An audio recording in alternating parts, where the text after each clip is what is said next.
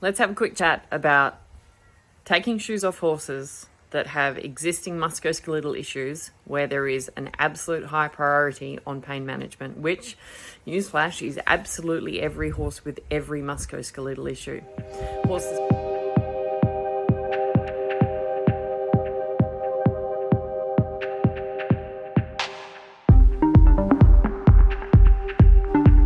Taking shoes off horses that have existing musculoskeletal issues where there is an absolute high priority on pain management, which, newsflash, is absolutely every horse with every musculoskeletal issue. Horses can have pathologies, can have structural changes with no pain.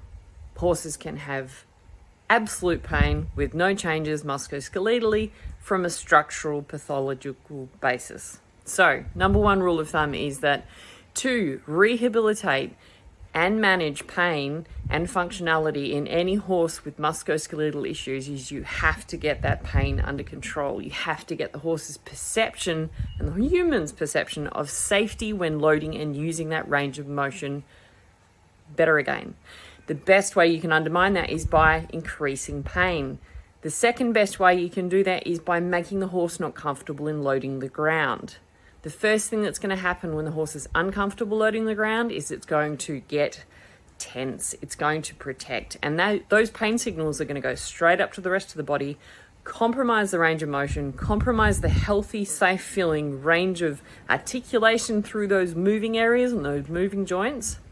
The horse's nervous system is just going to get further confirmation that what it's doing is not safe and it needs to stop because it's in pain. We need to stop taking shoes off horses that are managing or trying to be managed in existing pain issues.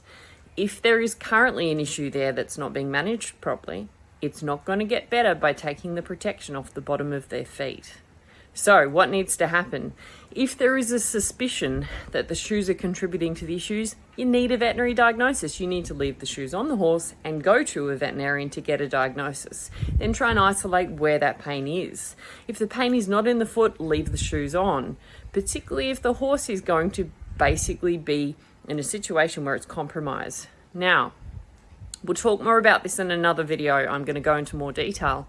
But the fundamental thing that I want you guys to all keep in mind, because I see so many horses at this time of the year coming back into work with no shoes on or having had a few months without shoes on, and they are messes from head to toe. And you are starting further back than you might have at the start of the journey with rehabilitation or management with issues. Because yes, you might not be riding them, but they are standing on those hooves 24 hours a day unless they're lying flat out.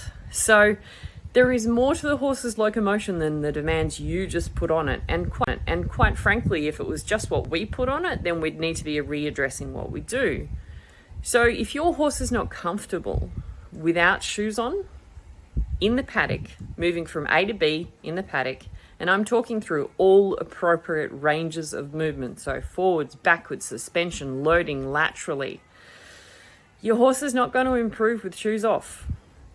When it comes to taking those shoes off to try and improve the hoof shape as well, it's going to get worse. If your horse is lame and there are existing issues, all it's going to do is load those walls incorrectly and create more deformation in the hoof capsule.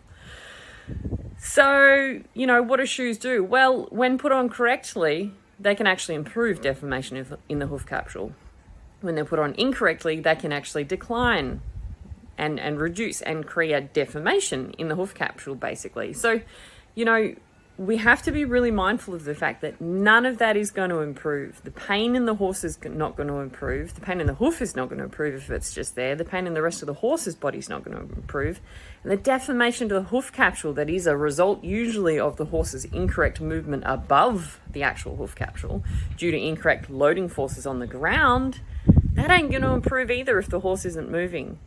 So, we know that in many cases, putting shoes on horses does improve their way of going because they are more comfortable in loading the ground.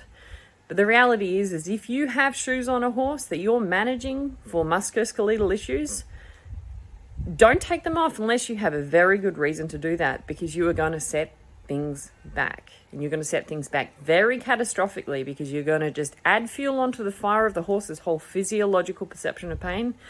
and give that body even more reason to not actually self-manage, use itself correctly, and learn that it isn't under threat anymore and that pain isn't necessarily required to reduce further damage and harm. We'll dive more into this in another talk. This is much longer than the 90 seconds I was trying to keep it under. But yeah, just if you have no reason to take shoes off your horse, and your horse always has shoes, and your horse has a musculoskeletal issue that it's actively being managed for, don't take its shoes off. And certainly don't take it off for a few months and just let it be free, as in spell it, because you're going to come back in with much more chronically established issues that you will then have to spend the next 8 months rehabilitating in your performance horses. And I'm sure that's not what you all had in mind.